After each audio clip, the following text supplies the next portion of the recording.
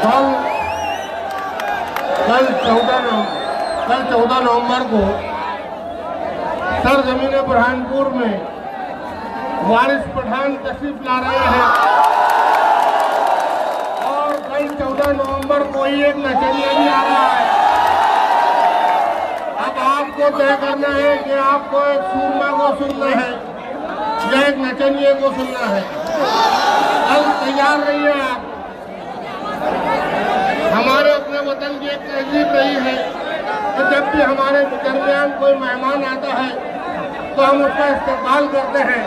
मैं अनीस अंसारी साहब और अब्दुल्ला अंसारी साहब को गुजारिश करता हूँ कि वो हमारे मेहमान इम्तियाज जलील साहब का इस्तेमाल करें और असहाब सोफा सोसाइटी की जानिब से इम्तियाज जलील साहब की खिदमत में एक शफातनामा पेश किया जा रहा है। मैं इम्तियाज जलील साहब को गुजारिश करता हूँ।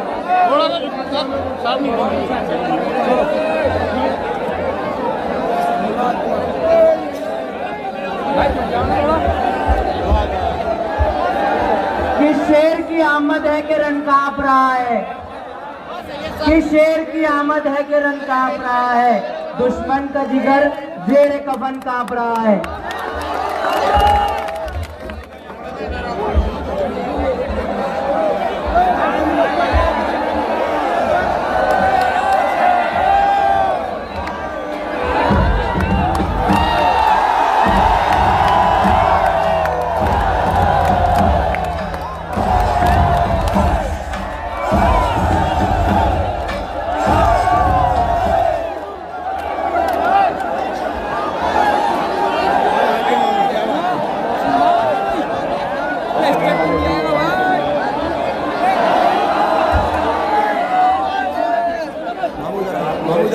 अगर बैठ गए तो बहुत देकर जाने वाला है। आप इतने अच्छे तरीके से यहाँ पर बैठे हुए थे, मैं तो ये इंतजार कर रहा था कि आप लोग आराम से अगर बैठे तो पीछे जहाँ पर मेरी नज़र पहुँच सक रही है वहाँ पे आप देख सकते हैं। कोई अड़चन होगी लेकिन अगर बैठ जाए तो मुझे देने में भी मज़ा आएगा। देखिए पीछे के लोग पूरे बैठ गए हैं।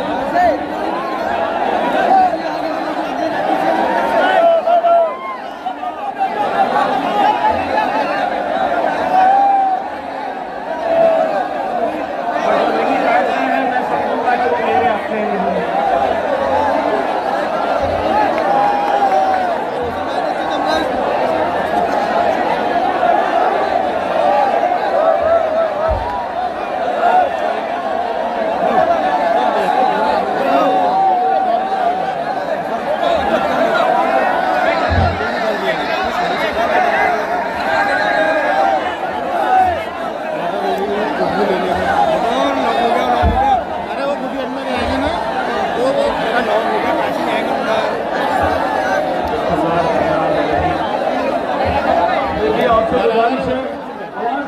टाइम बहुत कम है, यही भाषण खत्म करना पड़ेगा।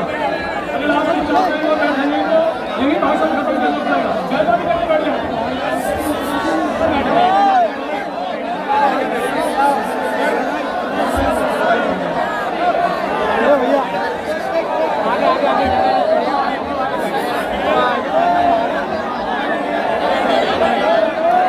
बुरहानपुर से दो बातों के लिए मोहब्बत है। एक आप लोगों से मोहब्बत हो गई है और दूसरी यहाँ की मावा जलेबी से मोहब्बत हो गई है। अरे भाई जब वो जीत कर आए औरंगाबाद को यहाँ की मावा जलेबी जरूर लेकर आए। मैं सबसे पहले तो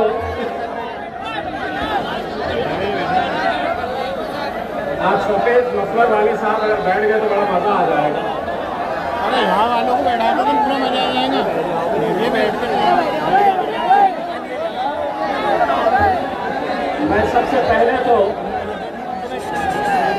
उस पार्टी का तहे दिल से शुक्रिया अदा करने के लिए आया हूँ जिस पार्टी ने हमें मजबूर किया यहाँ तक पहुँचने के लिए।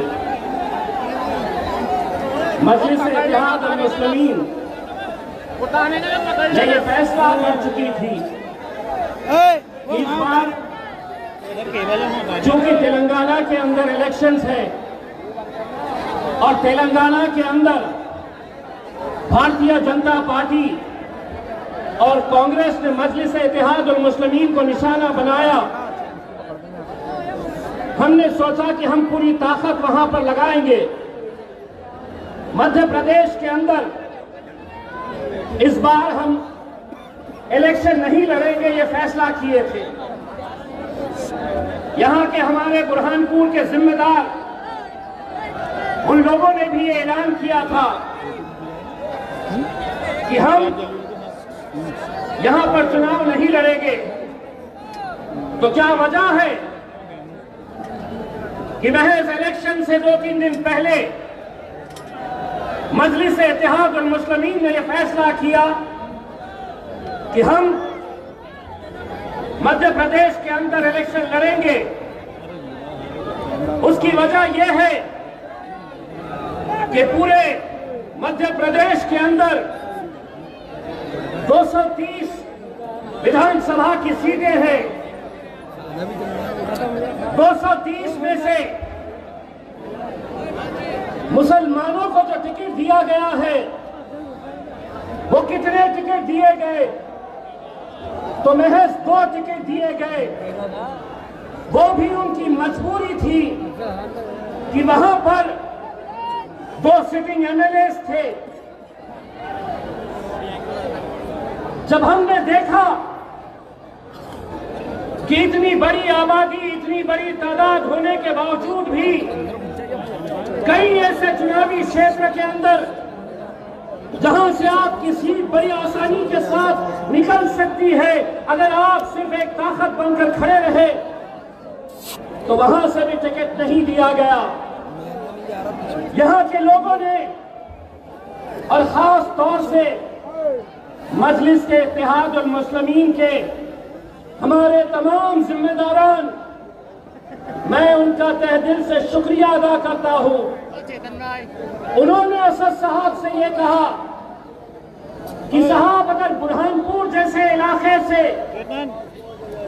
अगर हम अपना उम्मीदवार नहीं खड़े करेंगे तो फिर कहां से खड़े करेंगे? असद साहब ने मुझे हैदराबाद बुलाया। उन्होंने मुझसे ये कहा कि मध्य प्रदेश से बहुत सारी शिकायतें आ रही कि कांग्रेस ने सिर्फ 2 ही मुसलमानों को टिकट दिया, हमने क्या करना चाहिए? मैंने 1 मिनट नहीं लगाया और असद साहब से कहा कि इंशाअल्लाह मैदान में उतरना चाहिए। उम्मीदवार कौन होगा? एक बार फिर से मैं मजलिस इत्तेहाद अल मुस्लिमीन के हमारे तमाम जिम्मेदारान, इनका शुक्रिया अदा करता हूं। मैंने सबसे पहले इन्हें औरंगाबाद बुलाया, इनसे पूछा कि हमें क्या करना चाहिए, अगर इलेक्शन लड़ना है तो कौन लड़ेगा? यहां के एक डॉक्टर साहब थे जिनके ऊपर बहुत ज्यादा नाइंसाफी हुई। वो डॉक्टर का नाम सामने आया, मैं खुद उनसे मिला, लेकिन मामला उनका सस्पेंशन का था। ऐसे हालात के अंदर हमें यह फैसला लेना बड़ा मुश्किल था। मैंने अपने मजलिस के जिम्मेदारों से पूछा, क्या आप लोग ख्वाहिशमंद हैं? मुझे फख्र है अपने लीडरों के ऊपर। उन्होंने कहा कि साहब आप सड़क चलते हुए आदमी के ऊपर हाथ रख दो, हम उस पर लब्बैक कहेंगे। फिर नाम आया नफीस मंशा साहब का। हमने फौरन हमारी टीम्स लगाई,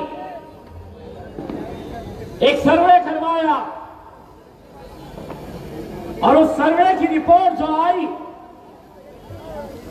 वो आज यहाँ के इस आवाम का, इस सरों का समंदर देखकर मुझे एहसास हो रहा है। मैं आप लोगों से सिर्फ इतनी इल्तिजा करने के लिए आया हूँ। मैं मध्य प्रदेश का जिम्मेदार नहीं हूँ। मध्य प्रदेश के अंदर मैं सिर्फ एक मर्तबा बुरहानपुर में असदुद्दीन अवैसी साहब के साथ जलसा करने के लिए आया था, और यकीनन उस वक्त आप लोगों का जोश देखकर मुझे भी ऐसा लगा था कि कहीं ना कहीं इस कौम के साथ ऐसे इलाकों के अंदर तो इंसाफ किया जाएगा। बुरहानपुर से अगर तुम हमारा नुमाइंदा अगर नहीं दे सकते हैं तो ये नाइंसाफी हम कब तक बर्दाश्त करें? कब तक हम खामोशी के साथ ये सहते रहे? मैं आपसे सिर्फ इतना इल्तिजा करने के लिए आया हूं, एक बार आप तोहफे के तौर के ऊपर नफीस मंशा साहब को यहां से जिता कर लाइए। मैं पूरे मध्य प्रदेश में भारतीय जनता पार्टी और कांग्रेस की नाक में दम करके रखता हूं, होश उड़ा दूंगा उनके, क्योंकि मेरे साथ दो ताकतें हैं। मेरी एक ताकत मेरा अल्लाह है और मेरी दूसरी ताकत मेरी आवाम है। जैसे ही हमने उम्मीदवार का नाम का ऐलान किया, कांग्रेस के सिटिंग एमएलए भोपाल से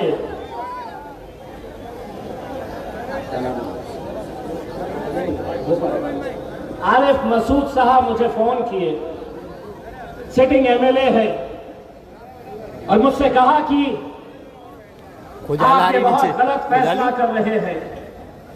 हम आपसे गुजारिश करते हैं कि मध्य प्रदेश के अंदर आप मजलिस के उम्मीदवारों को मत उतारिए। मैंने कहा और आज एक बार फिर से दोहराता हूं, तुम अलग सियासी जमात के अंदर होगे, लेकिन मैंने ऐलान किया कि भोपाल के जो भले ही कांग्रेस के उम्मीदवार हैं, वहां मजलिस अपना उम्मीदवार नहीं उतारेगी, क्योंकि आखिर में वो भी हमारे भाई हैं। लेकिन जब वो मुझसे कहने लगे कि तुम मध्य प्रदेश के अंदर आना नहीं, तो मैंने उनसे एक बात कही कि आप जिस तरह मुझे फोन कर रहे, फोन उठाकर मुझे ये कह रहे हैं कि मैंने लड़ना नहीं चाहिए, अगर ये फोन आप कमलनाथ को उठाकर करते और कहते कि कब तक ये कौम के हिस्से में 1 और 2 सीट आती रहेगी। अगर कांग्रेस पार्टी बुरहानपुर से ही सही, अगर नफीस मंशा साहब को टिकट देती तो आज इम्तियाज जलील को यहां पर आने की जरूरत नहीं पड़ती थी, नहीं पड़ती थी। लेकिन नफीस भाई एक बात बताओ, अल्लाह को जब रास्ते बनाने पड़ते हैं, अल्लाह जब रास्ते बनाना चाहता है, अल्लाह जब जिताना चाहता है किसी को, तो कैसे जिताता है, कैसे रास्ते बनाता है। मुझे ये बताया गया था कि यहाँ के कांग्रेस के बहुत सारे पार्षद अपनी नाराजगी का इजहार करने के लिए जब भोपाल गए, अपने नेताओं से ये कहने के लिए कि बुरहानपुर के अंदर जहां पर 23 मुसलमान पार्षद है, उनमें से किसी एक को टिकट दे देते, तो जिस जिल्लत का सामना मेरे अपने भाइयों को करना पड़ा, कांग्रेस का एक बड़ा लीडर सुरजेवाला ने यहां तक इस हद तक पहुंच गया कि जब ये अपनी नाराजगी का इजहार करने लगे तो पुलिस को बुलाया गया और पुलिस से कहा गया कि इन्हें बाहर निकाल दो। सुरजेवाला, इंशाल्लाह वो दिन भी आएगा जब मेरा भाई नफीस तेरे सामने टांग पे टांग रखकर बैठे। जिस मुसलमान क़यादत को तुम खत्म करने के लिए चले हैं कमलनाथ, वो दिन आएगा कि मेरा भाई तेरे बाजू वाली कुर्सी के ऊपर आकर बैठे। मेरे भाइयों, कब तक? आज यकीनन अगर कांग्रेस ये कहती है कि हमने लड़ना नहीं चाहिए, तो वही कांग्रेस के बड़े बड़े नेताओं से मैं ये सवाल करना चाहता हूं। महाराष्ट्र में 48 लोकसभा की सीटें हैं, कितनों को टिकट दिए कांग्रेस ने? तो 0, 0। पूरे महाराष्ट्र से एक मुसलमान चुनकर आया है लोकसभा के अंदर, वो तुम्हारा बेटा, तुम्हारा भाई इम्तियाज जलील है, मजलिस इत्तेहाद मुस्लिमीन। क्या वजह है? वही कांग्रेस वालों से मैं पूछना चाहता हूं, अगर टिकट देंगे ही नहीं तो जीतेंगे कैसे? अगर टिकट देंगे ही नहीं तो कहां से हमारी आवाज विधानसभा और लोकसभा तक पहुंचेगी? मैं उनसे एक और सवाल करना चाहता हूं, सिर्फ महाराष्ट्र की बात नहीं कर रहा हूं, कितने सारे ऐसे राज्य हैं, कितने सारे ऐसे स्टेट्स हैं जहां से एक भी मुस्लिम एमपी वहां से चुनकर नहीं आता है? कितने राज्य? मध्य प्रदेश, कोई है मुस्लिम एमपी? नहीं। गुजरात, कोई है? नहीं। कर्नाटक, नहीं। राजस्थान, नहीं। दिल्ली, नहीं। उत्तराखंड, नहीं। झारखंड, नहीं। क्यों नहीं? कभी सोचे हैं? कभी सोचे हैं इस बात के ऊपर कि क्यों नहीं? इसलिए कि वो ये समझते आए हैं कि ये जो कौम है, ये जो कौम यहां पर इकट्ठा हुई है, इनका काम सिर्फ वोट देना है। इनको हम ज्यादा से ज्यादा अगर कुछ बनाएंगे तो नगर पालिका, महानगर पालिका के अंदर हम पार्षद बनाकर भेजाएंगे, विधानसभा के अंदर, लोकसभा के अंदर इनकी तो हैसियत ही नहीं, इनकी औकात ही नहीं, टिकट ही नहीं देंगे। इसीलिए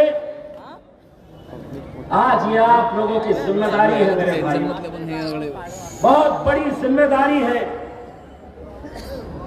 और एक ये भाई, ये बेटा आप लोगों से गिड़गिड़ाकर आज इत्तेहाद की भीख मांगने के लिए आया हूं।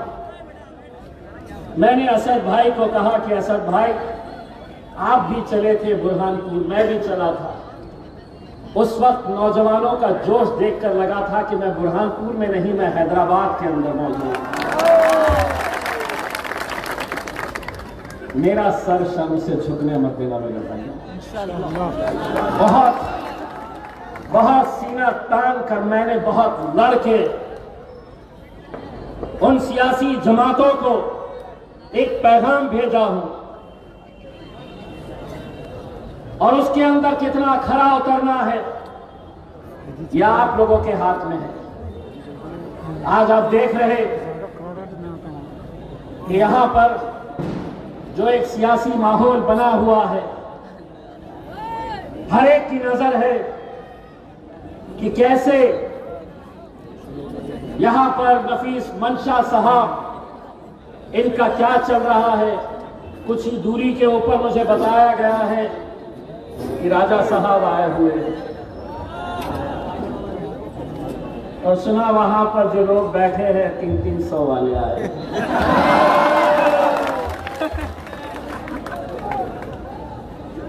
राजा इतना पैसा क्यों खर्चा किया? यहीं आ जाना था, हमारे बाजू खड़े हो जाना था। पहले तुम तकरीर करना था, फिर हम तकरीर करते थे एक ही स्टेज के ऊपर से। और जिन सवालों को मैंने उठाया है वो सवालों का अगर जवाब देते तो हम मैदान से हट जाते। लेकिन अगर तुम ये समझ रहे हैं राजा कि ये तुम्हारे गुलाम है, अगर तुम ये समझ रहे हैं कि ये सिर्फ एक रबर स्टैंप है कि हम 5 साल के बाद आते रहेंगे और इनका काम वोट देते रहना है, विधानसभा के अंदर हम जाएंगे, हम बैठेंगे, हमारी सियासत क्या आज तक वो समझते हैं कि हमारे लीडर, हमारे नौजवान कुर्सियां बिछाने का काम करेंगे, शतरंजियां उठाने का काम करेंगे। एयरपोर्ट के ऊपर वो आएंगे नेताजी तो फूल का गुलदस्ता लेकर आएंगे, इफ्तार की पार्टी रखेंगे, उनको टोपी पहनाएंगे, खजूर खिलाते हुए फोटो खिंचाएंगे, दूसरे दिन अखबार में छपाएंगे और ये बताएंगे कि कितने सेक्युलर हैं। राजा, अगर सभा चल रही है तो सुनो, इतने सालों तक तुम दूल्हे बना करते थे, घोड़ी पर तुम चढ़ा करते थे और बाराती इन्हें बनाते थे। लेकिन अब वक्त बदल गया है राजा, अब दूल्हा मेरा नफीस मंशा बनेगा।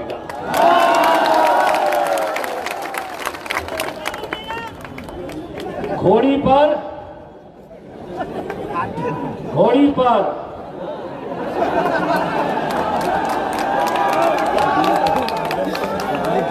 और नाचने के लिए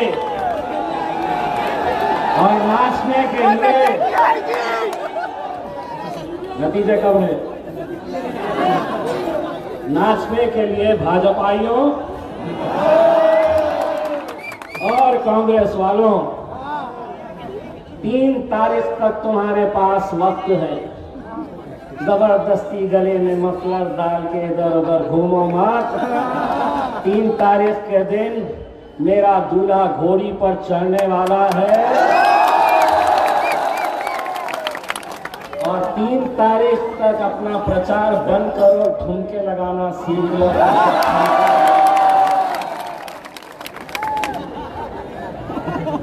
बहुत हो गया। और सुरजेवाला डरा रहा था, ले लात मार कर आए हैं, तुझे एक बात सुन ले, डराया बच्चों को जाता है, तेरा बाप आया। जिस जगह बोल हम हाजिर हो जाएंगे। एक वीडियो दिखाया गया मुझे, बताया जा रहा है कि बर्तन नहीं लेना, गोदड़ी नहीं लेना, बाल्टी नहीं लेना,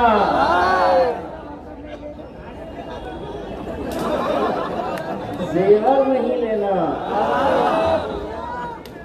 और आपका उम्मीदवार बैठ के सुन रहा है।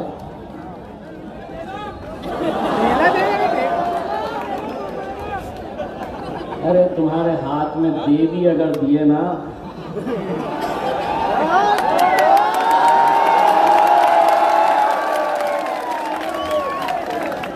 हम खामोश है तो खामोश है। लेकिन एक बात ये समझ लेना कि हम इतने भी शरीफ नहीं है जितना तुम समझ रहे हो। भाई शाहरुख की फिल्में तो हम भी देखते हैं। वो जो भाषण कर रहा था उसको बोल देना कि हम जरा से शरीफ क्या हो गए, सारी दुनिया को। मैं आप लोगों को इतना कहना चाहता हूं मेरे भाई कि आज अगर हमसे लोग ये कहते हैं कि ये यहाँ पर क्यों आए हैं, आप बार बार ये सुनते होंगे, बार बार ये सवाल उठता है कि ये आए हैं, मजलिस आई है तो इसका फायदा भाजपा को मिलने वाला है। तो सुनो,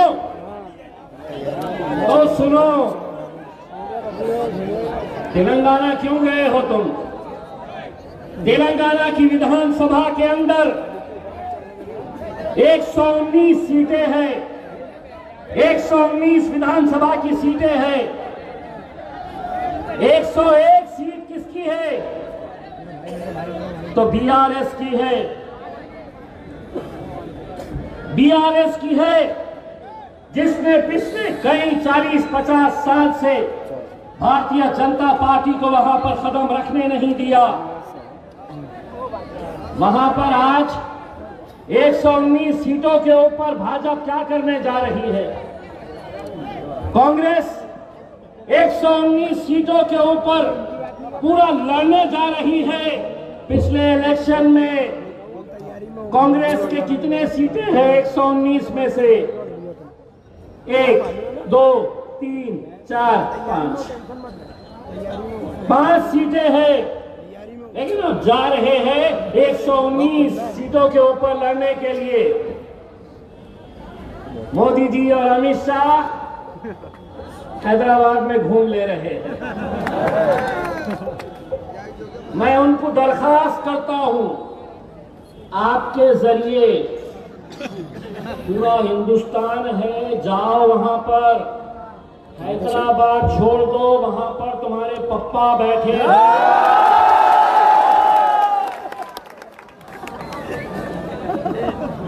जो कल दिन भर चलने वाला है। पप्पा बोले भी तो क्या टेढ़ा कर लेते।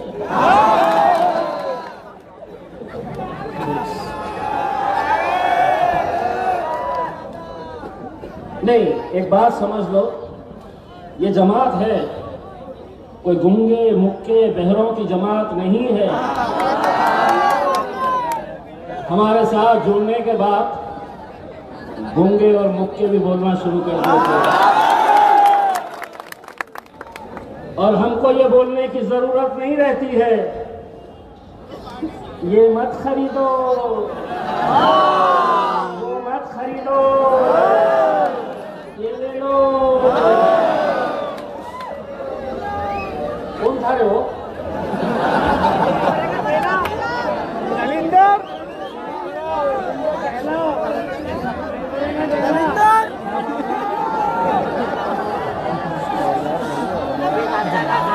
बच्चे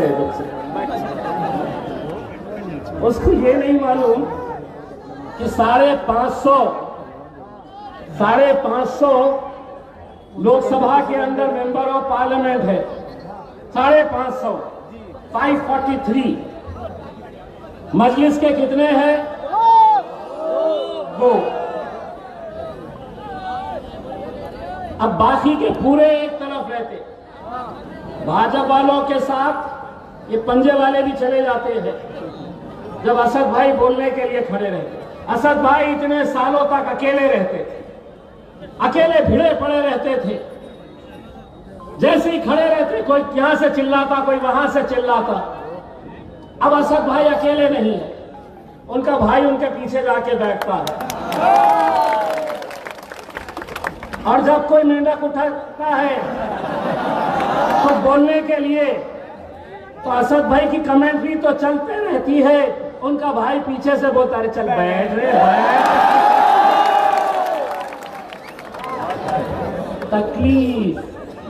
तकलीफ इसी बात की है, भाजपा वालों को तकलीफ इसी बात की है कि हम 300 है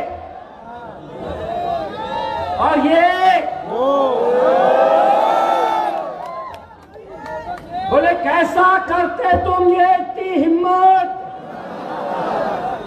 मैं बोला जंगल में कुत्ते बिल्ली कितने हैं देखते नहीं, शेर कितने हैं।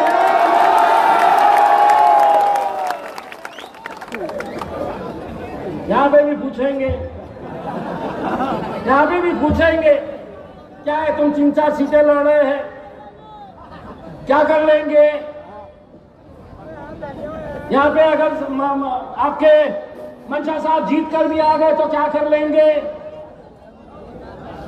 बोलना जो पिछले कई सालों से 6 फीट 4 इंच शेरवानी टोपी वाले जो पार्लियामेंट में करते थे बैरिस्टर असदुद्दीन अवैसी साहब, वही काम हमारे नफीस मंशा साहब।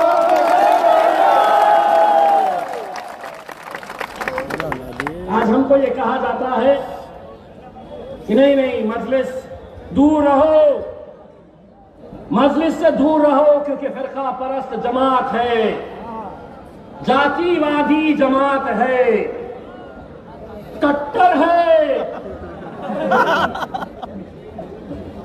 अरे तुम अगर हमारे साथ इंसाफ करते तो हम क्यों आते यहां? तुम अगर हमारा हक हमें देते तो हम क्यों आते? लेकिन एक बात मैं कहना चाहता हूं, अगर हमको फिरका परस्त कहते हैं तो हां, मैं फिरका परस्त हूं। अगर मैं फलस्तीन के छोटे छोटे बच्चों की हत्या देखकर अगर खामोश हूं, अगर उनके लिए आवाज नहीं उठा रहा हूं, तो क्या फायदे की वो जिंदगी थी? मैं फलस्तीन के हक में बोल रहा हूं तो हां, मैं फिरका परस्त हूं।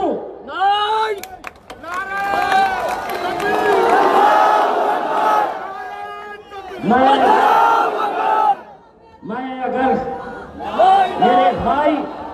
मेरे भाई अखलाक और पहलू खान और न जाने कितने ऐसे नौजवान जिनको छोटी छोटी बातों के ऊपर दुनिया से रुखसत कर दिया गया, कत्लेआम कर दिया गया, अगर मैं उनके लिए आवाज उठाता हूं तो हां, मैं फिरका परस्त हूं। अगर मैं दलितों के ऊपर हो रहे अत्याचार के खिलाफ आवाज उठाता हूं तो हां, मैं फिरका परस्त हूं। अगर मैं किसानों की आत्महत्या, इनके लिए आवाज उठाता हूं तो मैं फिरका परस्त हूं। लेकिन मेरे भाइयों, बार बार तुमसे यही कहा जाएगा, वोट इनको देंगे तो भाजपा आ जाएगी, मजलिस आई है तो भाजपा जीतेगी। अरे मजलिस 230 में से महज 4 सीट के ऊपर इलेक्शन लड़ रही। अगर तुम 10 सीटों के ऊपर अगर मुसलमानों को नुमाइंदगी देते तो हम वादा करते थे कि हम नहीं आते, क्योंकि हमारी आवाज वहां तक पहुंचाने वाला कोई ना कोई तो रहता। लेकिन दोस्तों, अगर जब ये कहे आपसे कि मजलिस आई है तो इसका फायदा होगा, भाजपा जीतेगी, तो उनको तुम्हारे बेटे, तुम्हारे भाई इम्तियाज जलील का उदाहरण देना। पिछले 20 साल से वहां पर शिवसेना का सांसद चुनकर आता है, 20 साल से लगातार। मुसलमान किसको टिकट देता, किसको वोट देता वहां पर? तो कांग्रेस को देता था। कभी शरद पवार की राष्ट्रवादी कांग्रेस को देता था, शिवसेना और भाजपा को कभी नहीं दिया और ना इंशाल्लाह कभी आगे देगा। लेकिन 20 सालों तक जब तुम्हारा वोट जाया जा रहा था, जीत कर शिवसेना आ रही थी, तब मजलिस मैदान में उतरी और मजलिस ने तय किया कि अब हम इलेक्शन लड़ेंगे। तो वही मुसलमानों के लीडर कहने लगे कि नहीं, ये इम्तियाज जलील खड़ा है, अब शिवसेना तो बड़ी आसानी से जीतेगी, भाजपा बड़ी आसानी से जीतेगी। नतीजा ये हुआ कि हमने अपनी आवाम से सिर्फ इतना कहा कि अगर 20 सालों तक तुम्हारा वोट जाया जा रहा है तो एक मर्तबा एक मुट्ठी बन जाओ, एक ताकत बन जाओ। अगर इम्तियाज जलील 3 लाख वोट लेकर अगर हार भी जाता है तो उस हार में भी हमारी जीत है, क्योंकि हमने 3 लाख मुसलमानों को मुत्तहिद करने का काम किया। हमने अपने नौजवानों से कहा, ऐसा ही जोश था उनके अंदर, जो जोश मैं औरंगाबाद में देखता था, आज वो जोश मैं बुरहानपुर के अंदर देख रहा हूं।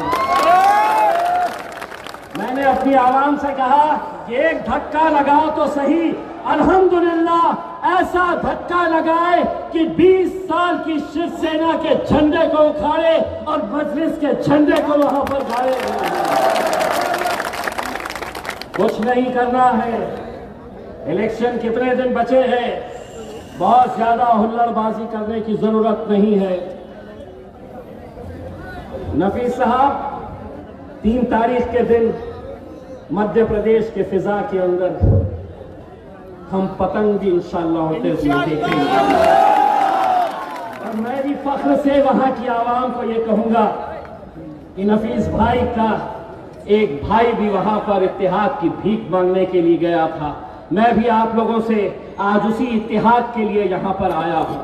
बहुत ज्यादा आप लोगों का यहां पे सरों का समंदर देखकर अपने जाती इख्तिलाफात को छोड़िए मेरे भाइयों, ऐसा मौका दोबारा नहीं आने वाला है, ऐसा मौका दोबारा नहीं आने वाला है।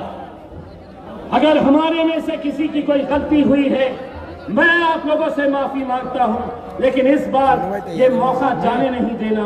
एक मर्तबा आप यहां पर हमारे पैर मजबूत कर दीजिएगा, एक बार पैर मजबूत कर दीजिएगा, फिर देखिए एक तरफ ये कमल रहेगा और दूसरे तरफ दूसरा कमल रहेगा। ये मध्य प्रदेश का अलग ही मामला है, दोनों तरफ कमल कमल है। एक कमलनाथ है तो दूसरा कमल का फूल है। ये सीट एक मर्तबा आ गई तो उनको भी समझ में आएगा कि 100 सोनार की किसको बोलते हैं। बस आप लोग, मैं नौजवानों से, हम आपको तोहफे में वोट देंगे, हमारे मेहमान हैं, आप वोट देंगे।